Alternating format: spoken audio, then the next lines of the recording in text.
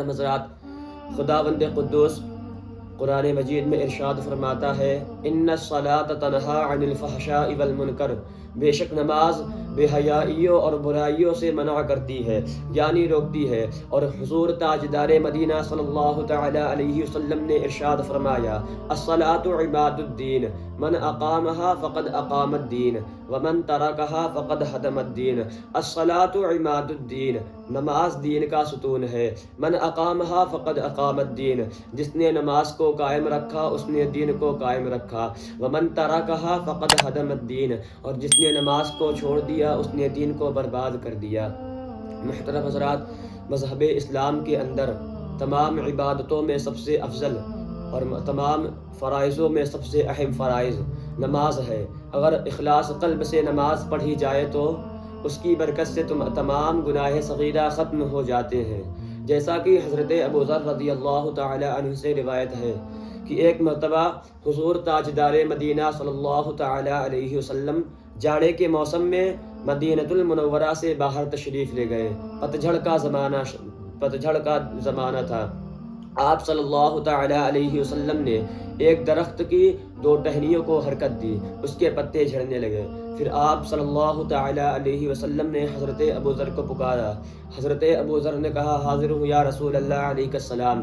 پھر حضور تاجدار مدینہ صلی اللہ تعالی علیہ وسلم نے ارشاد فرمایا، بندہ جب خدا کے لیے اخلاص قلب سے نماز پڑھتا ہے تو اس کی برکت سے اس کے بدن سے تمام گناہ اس طرح جھڑ جاتے ہیں جیسے اس درخت کے پتے۔ تبھی تو شاعر کہتا ہے، یہ ایک سجدہ جسے تو گرا سمجھتا ہے، یہ ایک سجدہ جسے تو گرا سمجھتا ہے، 1000 سجدوں سے دیتا ہے آدمی کو نجات، 1000 سجدوں سے دیتا ہے آدمی کو نجات۔ محترم حضرات، حضرت ابو الحسن خرقانی کا واقعہ بہت مشہور ہے۔ ایک مرتبہ آپ سے ملاقات کرنے کے لیے، آپ سے ملنے کے لیے حکیم ابو علی سینا اپنے وطن مالوف سے خرقان آئے۔ حضرت ابو الحسن خرقانی سے ملاقات ہو گئی۔ دونوں ایک جگہ بیٹھ کر گفتگو کر رہے تھے، باتیں کر رہے تھے کہ اچانک یہ کہتے ہوئے حضرت ابو الحسن خرقانی کھڑے ہو گئے کہ بھائی میں نے یہ مٹی دیوار بنانے کے لیے بھگوئی ہے، بھائی میں نے یہ مٹی دیوار بنانے کے لیے بھگوئی ہے۔ آپ اگر برا نہ مانے تو میں دیوار بنانے کا کام بھی کرتا رہوں اور آپ سے باتیں بھی کرتا جاؤں۔ پھر حضرت ابو الحسن خرقانی کرنی لے کر دیوار بنانے کے کام میں مصروف ہو گئے۔ اتفاق سے کام کرتے ہوئے وہ کرنی آپ کے ہاتھ سے چھوٹ گئی، گر گئی۔ حکیم ابو علی سینا وہ کرنی اٹھ کر آپ کو دینا ہی چاہتے تھے کہ وہ کرنی خود بخود حضرت ابو الحسن خرقانی کے مبارک ہاتھوں میں پہنچ گئی۔ حضرت ابو الحسن خرقانی کے مبارک ہاتھوں میں پہنچتے ہی حکیم ابو علی سینا یہ سب واقعہ دیکھ کر حیران رہ گئے، اور حکیم ابو علی سینا کے دل میں حضرت ابو الحسن خرقانی کے لیے اور زیادہ عقیدت پیدا ہو گئی۔ حکیم ابو علی سینا نے پوچھا کہ حضور آپ کی ذات میں یہ کمال کس طرح پیدا ہوا؟ حضور آپ کی ذات میں یہ کمال کس طرح پیدا ہوا کہ ہر شے آپ کے تابع دار نظر آ رہی ہے اور ہر شے پر آپ کی حکومت کا سکہ چل رہا ہے، چاہے وہ جاندار ہو یا بے جان، سب آپ کے تابع فرما نظر آ رہے ہیں۔ اتنا سننا تھا کہ شیخ ابو الحسن خرقانی نے ارشاد فرمایا شیخ ابو الحسن خرقانی نے ارشاد فرمایا، مجھ میں یہ کمال صرف اور صرف نماز سے پیدا ہوا ہے کہ اس لیے کہ نماز اہم الفرائض اور افضل العبادات ہے۔ جو خدا کی عبادت کرتا ہے اور قوانین خدا بندی کے سانچے میں ڈھل کر اپنی زندگی گزارتا ہے اور پیغمبر اسلام کے فرمان عالیہ پر عمل پیرا ہوتا ہے تو تمام مخلوق اس کی اطاعت میں سر تسلیم خم کر دیتی ہے۔ تبھی تو شاعر کہتا ہے کہ پیش نظر ہے خالق اکبر نماز میں، پیش نظر ہے خالق اکبر نماز میں، جھکتے ہیں خود سروں کے بھی خود سر نماز میں، اور تفریق ذات گھر میں خدا کے مٹائیے، تفریق ذات گھر میں خدا کے مٹائیے، شاہ و گدا کھڑے ہیں برابر نماز میں، شاہ و گدا کھڑے ہیں برابر نماز میں۔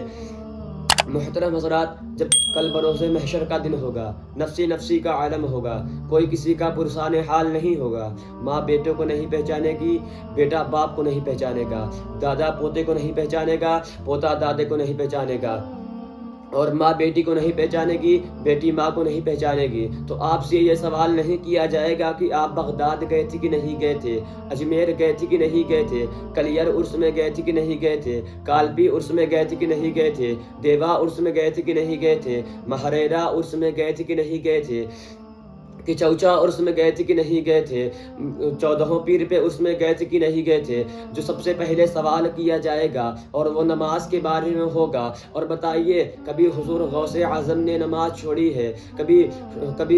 کبھی حضور غوث اعظم نے نماز چھوڑی ہے؟ کبھی خواجہ پیا نے نماز چھوڑی ہے؟ کبھی وارث پیا نے نماز چھوڑی ہے؟ کبھی صابر پیا نے نماز چھوڑی ہے؟ کبھی وقت کے امام احمد رضا خان فاضل بریلوی نے نماز چھوڑی ہے؟ کبھی وقت کے مجاہد حضور مجاہد ملت نے نماز چھوڑی ہے؟ تبھی تو شاعر اپنی زبان میں کہتا ہے کہ نماز حضرت عثمان غنی کا درس حسی، نماز حضرت مولا علی کا نور جبی، نماز جنگ میں فتح مبین دیتی ہے، عدو دین سے تلوار چھین لیتی ہے، نماز جان سے پیاری حسین سے پوچھو، رسول پاک کے نور عین سے پوچھو، نماز میں جو مزہ ہے بلال سے پوچھو، نماز کیا ہے پیغمبر کی آل سے پوچھو، نماز سے راحت نصیب ہوتی ہے، نماز پڑھنے سے جنت قریب ہوتی ہے، نماز رشتہ باطل کو توڑ دیتی ہے، نماز پنجہ شیطان مروڑ دیتی ہے، نماز سختی محشر میں کام آئے گی،